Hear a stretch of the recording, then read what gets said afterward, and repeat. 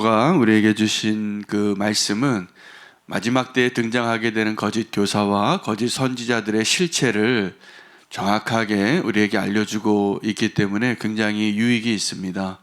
마지막 때에 그 이단의 그 유혹과 미혹에서 우리가 벗어나고 참된 진리의 길을 끝까지 걸어갈 수 있게 되기를 원합니다. 오늘 이 거짓 교사의 실체를 드러내기 위하여 여러 가지 다양한 묘사를 하고 있습니다. 다양한 묘사가 나옵니다. 그들을 어떻게 표현하냐면 12절에 본래 잡혀 죽기 위해서 난 이성 없는 짐승 같다고 이렇게 표현하고 있습니다. 가끔 이렇게 고속도로를 달리거나 아니면 이렇게 도로를 달리다가 큰 차량에 아주 빼곡히 쌓여있는 닭들이나 또 아마 도살장에 끌려가는 것 같은데 돼지나 이러한 차량을 볼 때가 있습니다. 정말 불쌍하더라고요. 그렇게 갇혀서 어딘가로 이렇게 이송되고 있는데 그 가축들은 운명이 분명히 결정되어져 있는 그 길을 가고 있는데 저렇게 많이 어떤 생명의 존중이라는 게 별로 느껴지지 않고 아마 우리의 식탁에 오를 존재가 되겠지만 너무나 불쌍하게 여겨지는 모습일 때가 많습니다. 근데 오늘 정확하게 그 마지막 때 거짓 선지자들과 또 사람들을 미혹하게 하는 그들의 종말에 대해서 이렇게 표현하는 것이죠. 잡혀서 죽을 운명으로 태어난 이성 없는 짐승과 같다고. 또 그들을 어떻게 표현하냐면 점과 흠이라는 겁니다. 우리 모임 가운데 좀 있으면 안 되는 존재들이에요. 이렇게 점과 같이. 근데 그러한 존재들이 있어서 몸된 교회를 위협하고 어지럽히고 또 하나님의 심판의 자리로 또 그 정말 멸망의 자리로 잘못 인도하는 그런 악한 존재들이 있다라는 거죠. 그러한 존재를 의미하고 있습니다. 그들을 이제 묘사하는데 또 이런 표현을 써요. 물 없는 샘과 같다고. 그 샘이 있는데 샘과 같은데 가보니까 물이 없는 겁니다. 안개가 있는데 안개가 어떠한 존재입니까? 사라지죠. 금방 사라지는데 광풍에 밀려나가는 안개와 같다고.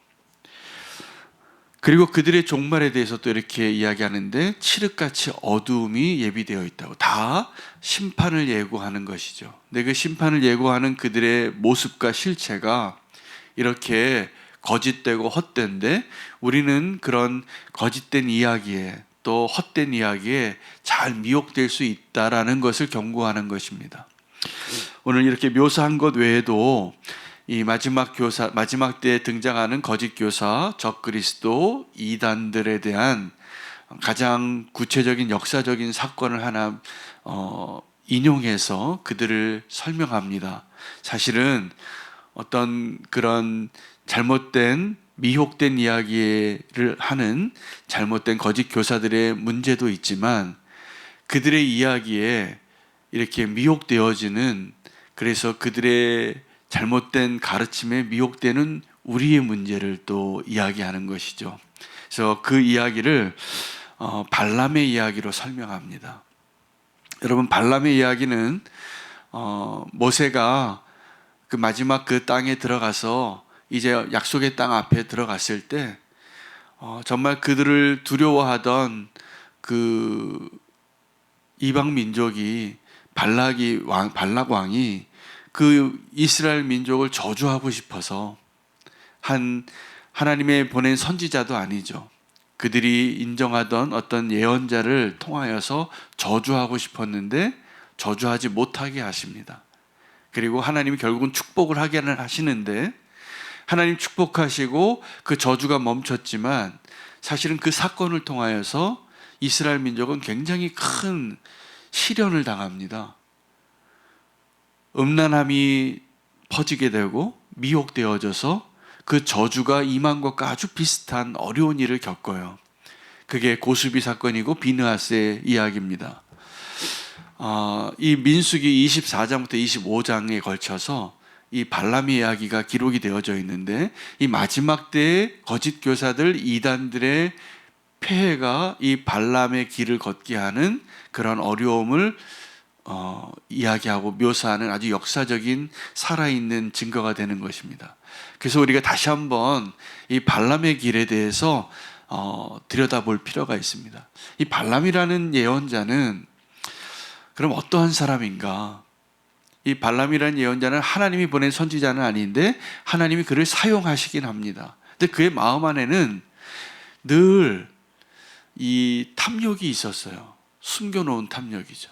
여러분, 그 발람의 길의 실체는 그가 하나님의 도구로 쓰임 받는 데 있어서 하나님이 이제 그를 통해서 메시지를 주시는데 조건을 하나 걸어요. 너는 그들이 아무리 좋은 선물을 가지고 와서 너를 인도할지라도 그들을 따라가지를 마라. 아예 가지 말라. 그냥 그들에게 예언만 하라. 그 말씀을 줍니다. 그에게 축복의 말씀이죠. 그런데 이 발람의 마음에는 이 숨겨놓은 탐욕이 사라지지 않았어요. 그래서 그가 말은 이렇게 얘기합니다. 하나님 내게 말씀하셨는데 당신들 따라가지 말라고 했다고. 그런데 놀랍게도 이 발락은 이 발람이라는 사람을 아는 거예요. 그래서 더 많은 선물, 더 높은 고관을 계속 보내니까 그가 하나님의 새로운 음성을 들어요.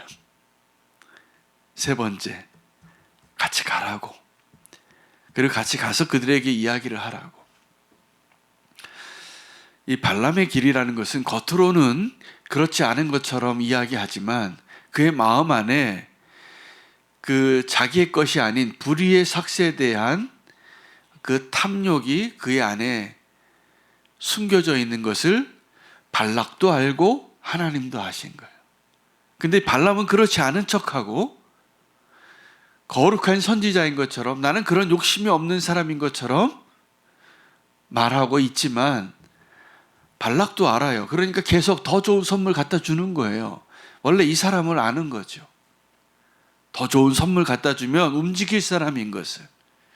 하나님도 그 사람을 알았기 때문에 네가 만약에 이 예언을 하려면 그렇게 가지 말라. 이 발람의 길은 그래서 탐욕에 연단된 마음이에요.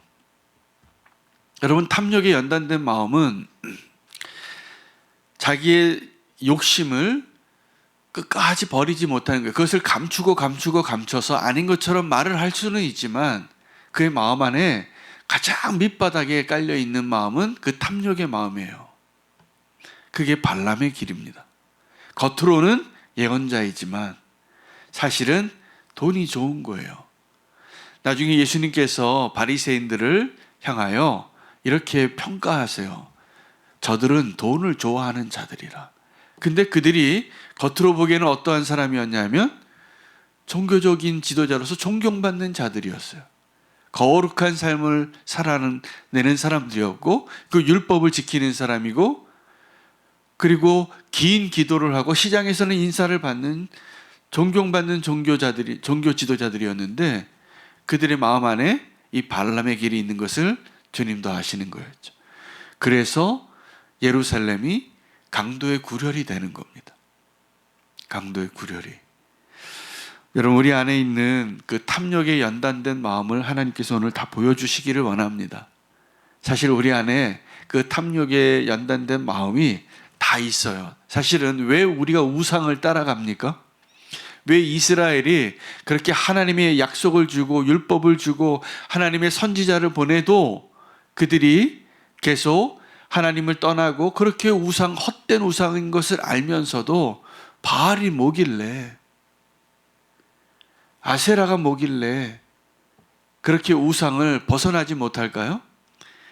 그 뿌리에는 이 탐욕에 연단된 마음이 있습니다. 여러분, 우상을 만드는 자나 우상을 섬기는 자나 똑같은 겁니다.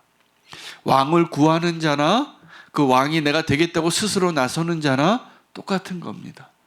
하나님의 자리에 하나님을 인정하는 그것을 떠나서 우리의 마음 안에 숨겨놓았던 그 탐욕들, 그 탐욕에 연단된 마음을 누가 아냐 하면 그 거짓 선지자들이 아는 거예요. 그래서 이 탐욕에 연단된 마음으로 그 사람들이 미혹되어져요. 우리 안에 발람의 길이 있음을 알아야 됩니다. 그래서 이 발람이 하나님의 책망을 받죠. 그 내려가지 말아야 할 길에 내려가다가 나귀가 말을 해요. 그 나귀가 말을 하는데 그 나귀를 통하여서 이 발람 안에 있는 그 탐욕에 연단된 마음을, 불의의 삭슬 좋아했던 그 마음을 책망하는 겁니다. 너 지금 어딜 가는 거냐고. 그리고 그걸 깨닫고 이제 정말 하나님의 말씀을 예언하는 자로 3번 예언을 하는 겁니다. 근데 이걸로만 끝나면 좋은데 문제는 이 발람이 축복했는데 이스라엘 가운데는 그 하나님의 축복이 성취되어지는 역사가 기록되어진 것이 아니라 이 발람의 길 때문에 그들이 그 발람이 섬겼던 우상을 숭배하고 도리어 그 발락이 저주하려고 했던 그 저주가 임하게 되는 거예요. 그래서 그 이스라엘의 그 족장의 아주 중요한 지도자들이 고수비 사건이 나타나는 겁니다. 다 음행을 하는 거예요. 음행을 하는 거예요. 하나님이 진노하십니다. 그래서 비느하스가 대신 하나님의 진노를 대신 발하여서 하나님의 진노가 멈추게 되는 사건이 시작되었던 것이죠.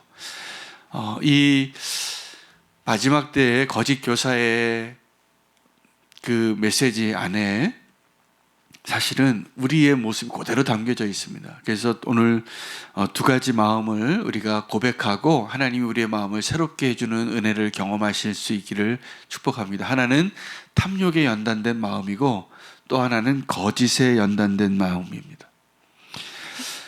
이 거짓에 연단된 마음은 이렇게 표현을 합니다. 어떤 한 사람이 깨끗함을 입고 의로운 길을 발견했다가 다시 되돌아가면 그 나중 형편이 훨씬 더 어렵게 될 것이다. 20절, 21절을 보시면 만일 그들이 우리 주 대신 구주 예수 그리스도를 알므로 세상의 더러움을 피한 후에 다시 그 중에 얽매이게 되면 지고 그 나중 형편이 처음보다 더 심하니라. 의의 도를 안 후에 받은 거룩한 명령을 저버리는 것보다 알지 못하는 것이 도리어 그들에게 나으니라. 그러면서 속담을 하나 이야기하는데 그 속담이 개가 그 토하였던 곳으로 다시 돌아가고 돼지가 깨끗하게 씻겨졌다가 더러운 구덩이에 도로 누웠다라는 말이 그들에게 응하게 된다라는 말이에요. 그들에게 응하게 되었다는 것은 그 거짓된 선지자, 거짓된 예언자의 말에 미혹되어져서 하나님의 그 진리를 버리고 발람의 길을 가는 그 길을 걸어가는 사람들을 향한 경고입니다. 여러분 오늘 어쩌면 우리의 마음의 실체를 또 보여주시는 거죠. 오늘 이 말씀이 베드로는 그 마지막 때에 나타날 거짓 교사들, 거짓 선지자들에 대한 실체를 보여주는 것으로 오늘 이 말씀을 우리에게 전해 주었지만 저는 오늘 이 말씀을 묵상하다가 이것은 거짓 교사에 대한 메시지이면서 동시에 우리 안에 숨겨져 있던 불의의 삭슬 사랑하고 또 거짓을 사랑했던 우리의 모습들, 다시 개가 토했던 것으로 돌아가고 돼지가 다시 그 더러워진 그 웅덩이로 돌아가는 것과 같은 모습을 우리 안에 있는 그 연약함을 드러내고 있는 말씀이기도 합니다. 그러나 우리에게 소망이 있습니다. 주님께서 그러한 연약한 자들임에도 불구하고 예수 그리스도의 십자가의 복음의 능력이 우리를 그곳에서 자유케 하고 정말 참된 진리와 참된 빛 가운데로 인도하시고 우리를 구원하실 것이기 때문에 그렇습니다. 하나님의 은혜가 오늘 우리의 마음의 문을 열고 눈을 열어서 이제 그 미혹된 길로 가지 아니하고 흔들림 없이 우리가 오늘 찬양했던 것처럼 좁은 문으로 들어가시기를 바랍니다. 여러분 성경에서 말하는 그 구원의 길은 좁은 길이고 좁은 문인데요. 제가 이 표를 보고 참 웃은 적이 있어요. 이 세상에서는 그 성공의 문을 좁은 문이라고 생각해요. 경쟁에서 그 성공의 자리, 1등의 자리, 명문 대학에 들어가고 유명해지고 명성을 얻고 힘을 얻고 권력을 얻는 그 자리가 좁은 문이라고 생각합니다. 그래서 그 좁은 문에 들어가려고 막 경쟁을 하는 것이죠. 여러분, 우리가 들어갈 수 있는, 우리가 들어가야만 하는 구원의 그 좁은 문은 그런 경쟁의 꼭대기에 있는 좁은 문이 아닙니다. 사람들이 다 가려고 하는 넓은 길이 아니라 예수 그리스도의 십자가로 향하는 그 길, 어떻게 보면 방향으로 봤을 때는 정반대의 길이죠. 마치 우리의 죄가 동에서 서가 먼 것처럼, 정반대에 있는 것처럼 이 좁은 문이라는 그 정의에도 이 성경에서 말하는 좁은 문과 이 세상이 말하는 좁은 문이 이렇게 다른 겁니다. 세상에서 말하는 그 좁은 문을 향하고자 하는 우리의 갈망은 그 마지막 때에 우리를 멸망으로 이끌게 하는 그 위험을 내포한 그 이단들의 메시지, 거짓 선지자들의 메시지, 그들의 메시지가 효력을 갖게 되어지는 이유는 우리 안에 그런 미혹될 만한 연단된 마음들이 있기 때문에 그렇습니다. 오늘 기도하기를 원합니다. 우리 안에 그 탐욕에 연단된 마음, 거짓에 연단된 마음이 십자가에 못 박히고 오직 주 예수 그리스도만을 따르는 그 믿음의 길로, 그 좁은 길로 가는 길이 우리의 길이 되기를 축복합니다. 오늘 말씀 붙잡고 다시 한번 주님이 우리에게 보여주시고 명령하신 그 길을 흔들림 없이 가기를 원합니다. 함께 기도